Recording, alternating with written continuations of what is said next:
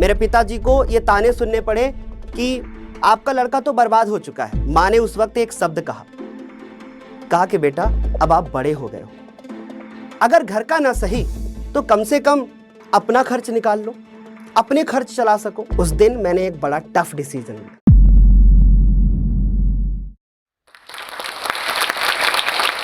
घड़ी और कैलेंडरों में शायद वह दिन बीत गया होगा, लेकिन मेरे जीवन में, मेरी आंखों में, मेरे वो संघर्ष के दिन, मेरा वो अतीत आज भी चलचित्र की भांति चलता रहता है।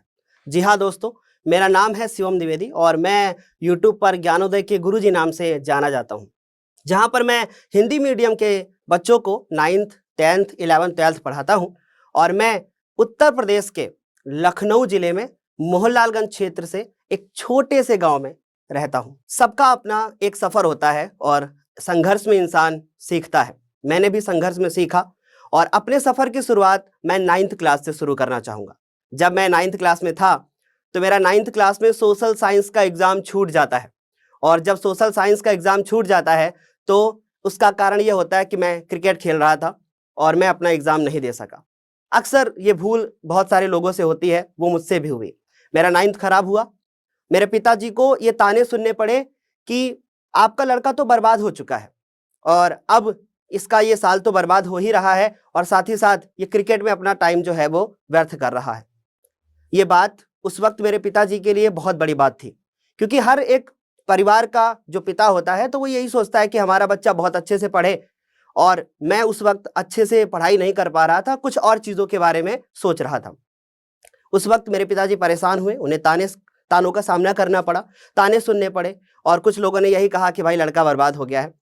लेकिन उन्होंने प्रयास किया कि मेरा एडमिशन 10th क्लास में हो जाए, और जब 10th क्लास में मेरा एडमिशन नहीं हो पाया तो वापस से हमें 9th क्लास फिर से पढ़ना पड़ा, उसी स्कूल में, उन्हीं बच्चों के साथ जो बच्चे हमारे लिए बगल वाली लाइन में खड़े होते थे।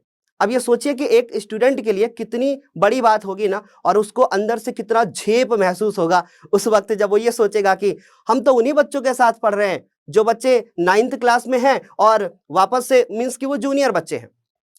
अब वो जूनियर बच्चों के साथ बैठ के पढ़ना, कभी आगे सीट पे बैठना, कभी पीछे सीट पे बैठना, और अंदर से एक झेप महसूस हो रहा था। लेकिन दिल में एक बात थी जो लगातार हमें अंदर से ये फील करा रही थी कि आपने गलत किया है। लेकिन अंदर से मैंने ये बात फिर सोच रखी थी, मेरा दिल ये कह रहा था कि अब ये गलती मुझे दोबारा नहीं करनी है। किसी प्रकार से 9th होता है। मेरी कहानी में अभी बहुत कुछ आगे है, सुनते जाएंगे, आपको अच्छा लगेगा। क्लास 12th होता है, कंप्लीट होता है, अच्छे मार्क्स आते हैं।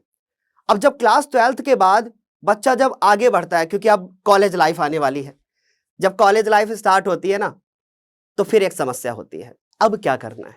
क्योंकि यहाँ पे फिर वही बात होगी कि हमें अनुभव नहीं लेना है, हमें सही डिसीजन लेना है। जब पिताजी ने कहा कि आपको बीटेक करना है, मैं ये सोच रहा था कि मेरे घर की आर्थिक स्थिति ऐसी नहीं है कि मैं बीटेक कर सकूं। मैंने सेल्फ ये डिसीजन लिया कि मैं बीटेक नहीं, बीएससी करूंगा। लगभग सिलेबस सेम होता है, बस कोर्स चेंज होता है। वो इंजीनियरिंग है, ये एक हमारे लिए कोर्स है, या कहें कि ये बैचलर ऑफ साइंस है, एक प्रकार से ये डिग्री है। बीएससी हमारा एडमिशन हो जाता है।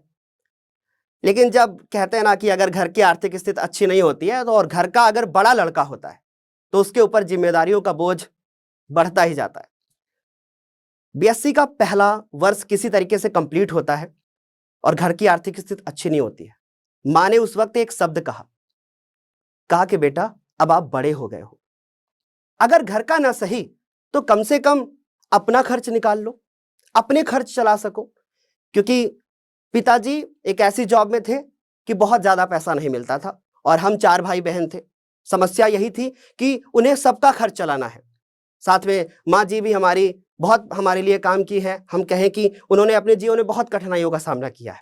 मैंने 2 बच्चों को घर पे ट्यूशन पढ़ाना स्टार्ट किया। एक बच्चे से 1 महीने का 200 रुपया और एक बच्चे से महीने का 300 रुपया मिलता था। उस वक्त तो शायद मेरे लिए, मेरे खर्चे के लिए वो काफ़ी था, क्योंकि मैं कॉलेज जाता था, जो हमारी टैक्सी या बस वगैरह का जो खर्च होता है वो सारा निकल जाता था। चीज़ें बेहतर चल रही थी। फिर मुझे ये फील हुआ कि इतने से काम तो चलेगा नहीं, क्योंकि जीवन गुजारने के लिए पैसा तो जरूरी होता ही है। फिर स्टार्टिंग के फेस में मैंने ये सोचा कि ठीक है, 500 रुपया मिलता है महीने का, पर कोई बात नहीं, अनुभव तो मिलता है ना। और ये अनुभव हमें आगे लेकर के जाएगा।